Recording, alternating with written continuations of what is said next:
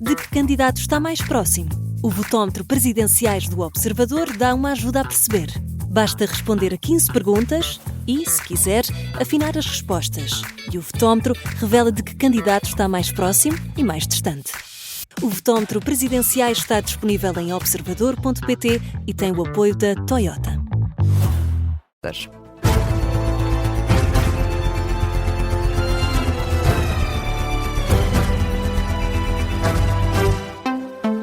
É o Jornal das 8, edição de Vanessa Cruz. E Vanessa, começamos com o número de utentes sem médico de família. Há mais 40 mil pessoas nesta situação do que há um ano. Apesar de ainda no primeiro governo Luís Montenegro ter anunciado um plano de emergência para a saúde, a situação não melhorou, piorou no que toca ao número de utentes sem médico de família. 2025 terminou com 1.563.000 utentes sem médico no centro de saúde de residência, mais 40 mil, como dizias, do que no final de 2024, em percentagem é um aumento de 2,3% em dezembro de 2025. São os dados do chamado bilhete de identidade dos cuidados de saúde primários, foram consultados pelo Observador. As medidas anunciadas pelo Governo, que passam, por exemplo, pela contratação de médicos de família do privado ou a abertura de centros de saúde privados, as USF modelo C, tardam em ser implementadas no terreno. E ainda na área da saúde, o Governo anuncia que vai acomodar com toda a humildade as preocupações do Presidente da República sobre 3 diplomas. São essas as palavras da Ministra da Saúde, Ana Paula Martins, que ainda não conhece os reparos feitos por Marcelo Rebelo de Sousa. O chefe de Estado devolveu na última quinta-feira ao Governo 3 decretos-lei sobre a contratação de médicos tarefeiros, centralização regional de urgências e gestão de listas de espera. Ana Paula Martins, a Ministra da Saúde, considera que faz parte da relação institucional entre ambas as partes e o Governo vai ter em atenção esses reparos. O que nós faremos é acomodar com toda a humildade aquilo que são as observações do Sr. Presidente da República e melhorar os diplomas para que eles sejam mais efetivos. Isso é o que nós pretendemos com as reformas, é que elas sejam efetivas e se precisam de melhorias, nós, claro que o faremos, sem nenhuma dúvida. A Ministra esclarece que só vai receber as correções de Marcelo Rebelo de Sousa por parte do Ministério da Presidência entre hoje e amanhã. E vamos agora à campanha para as presidenciais do dia 18. A André Ventura vai retirar os cartazes sobre a comunidade cigana. O candidato apoiado pelo Chega considera que a Justiça está a beneficiar as minorias em Portugal. Hoje o Tribunal Judicial da Comarca de Lisboa recusou a suspensão que foi pedida por André Ventura. Considera o Tribunal que se os cartazes se mantivessem, o direito dos queixosos continuaria a ser atingido e que esse direito só pode ser protegido mesmo com a retirada dos cartazes. André Ventura, na reação, diz que assim as minorias saem com mais força. Gostava que a juíza percebesse a força que estas decisões dão a uma minoria incumpridora, nomeadamente ao não deixar sequer que um Tribunal Superior se pronuncie sobre isso, mas o Tribunal diz que tem que retirar já, e mesmo que venham a decidir de forma contrária, sabe que a campanha entretanto vai acabar e que já não vai ter efeito nenhum. Portanto, eu obviamente tenho que cumprir a lei, como todos os cidadãos e como os ciganos também, e portanto vou dar cumprimento à decisão que o Tribunal tomou, mas estou revoltado, estou indignado e acho que é um mau dia, para o Estado de Direito em Portugal e acho que não devia ser assim. André Ventura garante que vai cumprir a ordem do Tribunal, vai retirar os cartazes, mas ao mesmo tempo confessa que não sabe quantos são.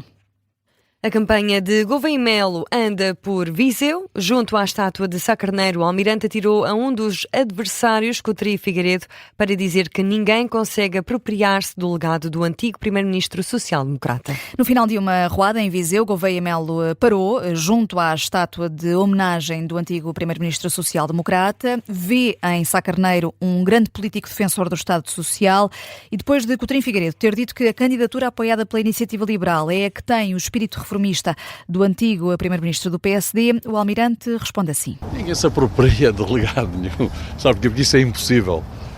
O Dr. Sá Carneiro era uma pessoa muito especial, um grande democrata e ninguém se consegue apropriar do nome, da personagem, do que representa um outro homem. Consegue-se associar.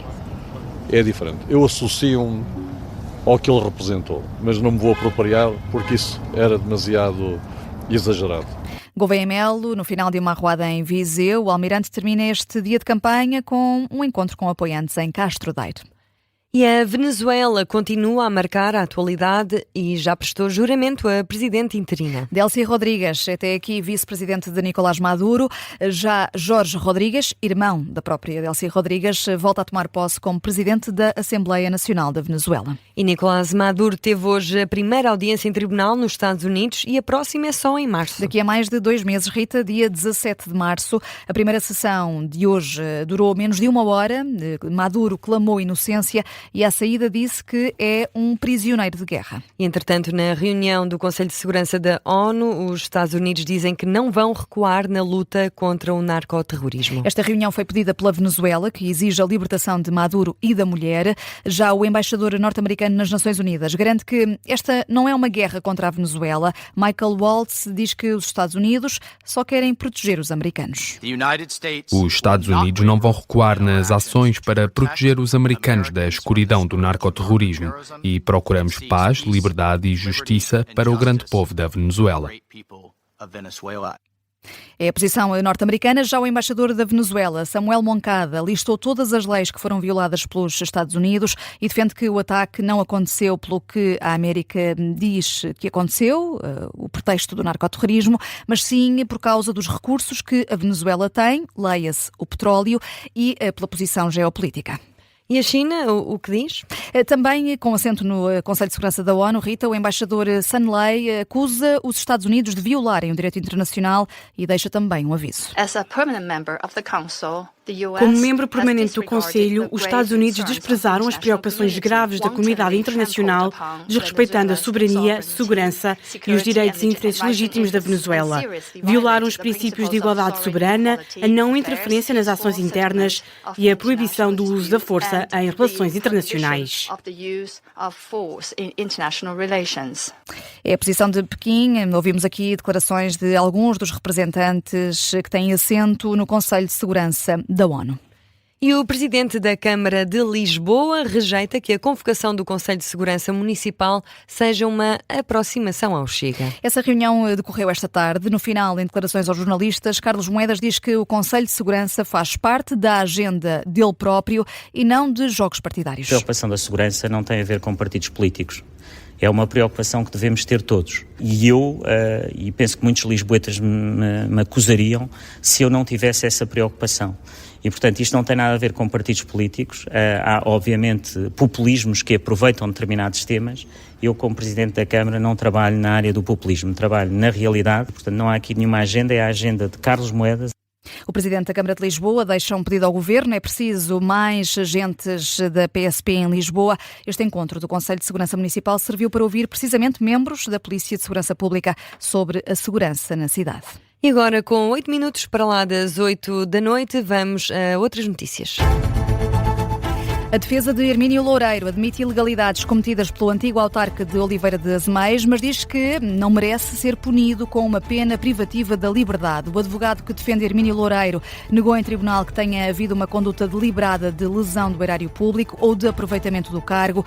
As alegações finais do processo ajuste secreto estão a decorrer no Tribunal de Espinho, no distrito de Aveiro.